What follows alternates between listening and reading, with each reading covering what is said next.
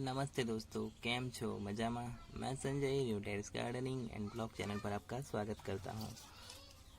ये देखिए अडेनियम के छोटे छोटे बेबी प्लांट है जो मैंने सीड से ग्रो किए। ये लगभग दो महीने से जितना हुआ होगा। तो देखिए इसकी ग्रोथ कैसे चल रही है। तो आज मैं अडेनियम प्लांट को सीड से कैसे ग्रो कर सकते हो आप बहुत ही आसानी से, तो वो आपको बताऊंगा। आप मेरे बताए हुए तरीके से सीड ग्रो करोगे तो बहुत अच्छे से आपके सीड ग्रो हो जाएंगे। और किस तरह के सीड हो तो आपके कभी ख़राब नहीं होंगे, प्लांट अच्छे से ग्रो हो जाएंगे, वो भी आपको बताऊंगा। तो आप मेरे वीडियो में लास्ट तक बने रहिएगा। और आपको मेरा वीडियो अच्छा लगता हो तो please like comment and subscribe कर दीजिएगा और अपने दोस्तों के साथ शेयर करना मत भूलिएगा।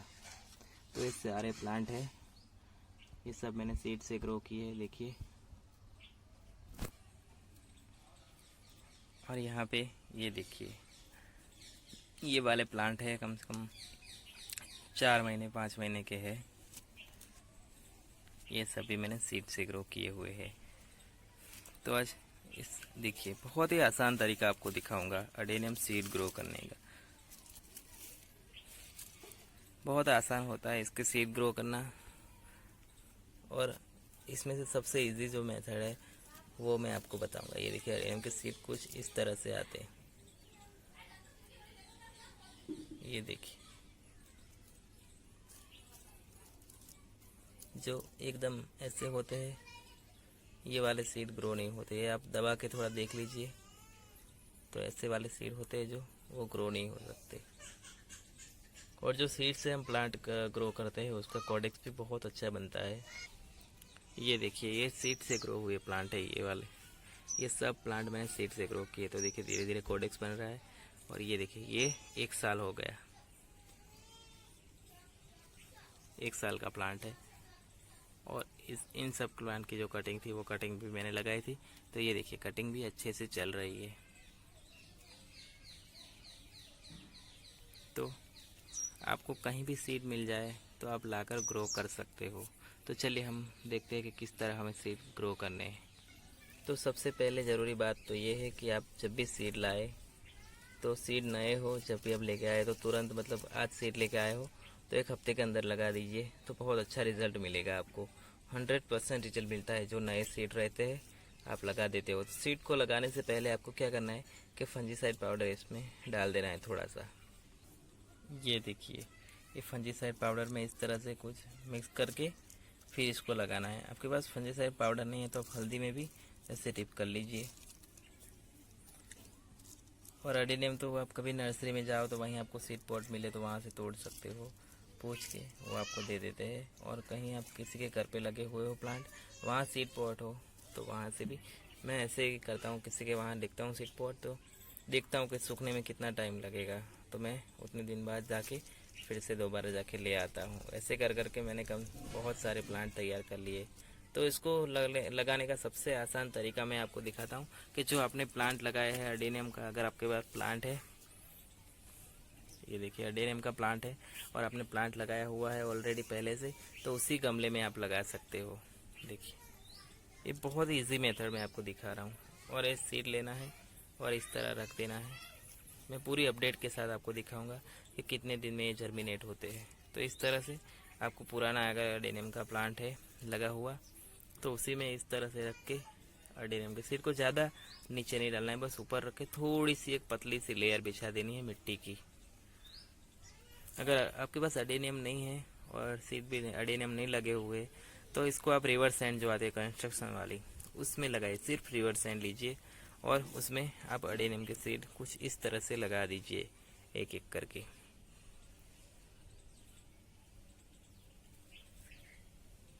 बस इस तरह रखना है और थोड़ी थोड़ी मिट्टी ऊपर डाल देनी ही।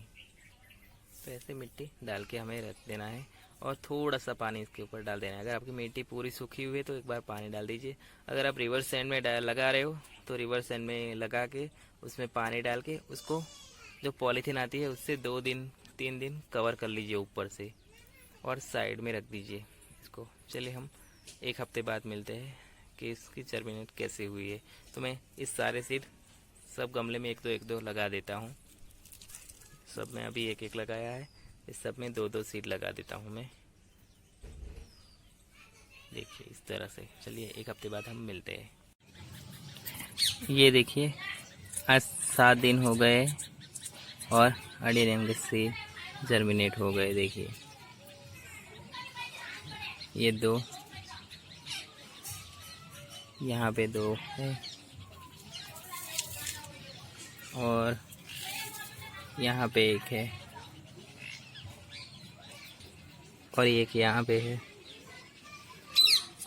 तो इतने सीड जर्मिनेट हुए। मेरे पास 10-11 ही थे, ज़्यादा नहीं थे, पर 3-4 ख़राब हो गए क्योंकि बहुत टाइम से पड़े थे। कम से कम 1-2 महीने से पड़े थे, 2 महीने पुराने थे।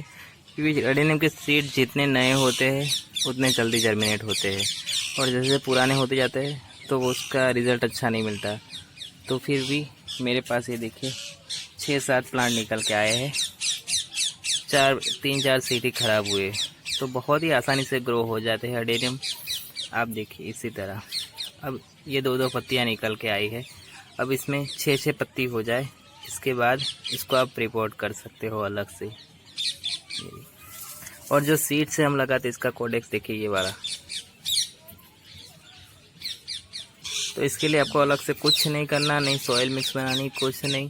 बस मैंने ही जो बताया कि पुराना आपके पास अडेनियम हो उसी के नीचे लगा दीजिए सीड, अपने आप जर्मिनेट हो जाएंगे।